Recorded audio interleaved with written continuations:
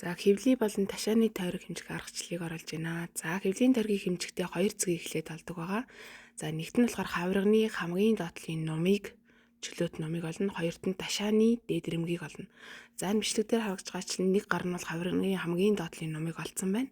А нөгөө гар нь ташааны дээд ирмэгийг олж байна. За тэгэхээр энэ хоёр цэгийг холбосон шугамны яг дундуур хоёр талдаа яг энэ хэсгийг дайруулан хэмждэг байгаа. Ингээ хэмжихэд энэ хэсэг маань бол 1000 м одоо ингэ тойруулаад хэмжихэд хүүсээр бол дайрдаггүй. Хүүснээс дэш 1-2 хуруу байдаг байгаа. За юуг хэмжилтийг хийхэд бас дараах хэдэн зүйлийг анхаарах хэрэгтэй. За нэгт нь болохоор хит ингэж чангалж хэмжиж болохгүй. За хоёрт нь бас яах хэрэгтэй гэхээр хүн ингээд зөксөө барил зөксөнгууд өөрөө мэдлэг бас гидсээ татчаад идэг.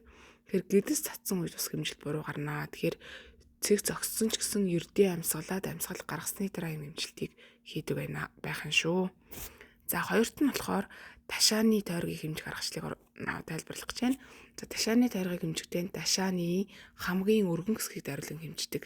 За энэ нь юу гэсэн үг вэ гэхээр хоёр талдаа түнхний үений одоо овойж идэг хэсэг байгаа. Тэрнийг за ард талдаа болохоор өгзөгний булчингийн хамгийн том хэсэг буюу мөн хойшоо овоож байгаа хэсгийг дайруулан тус хэмжинэ.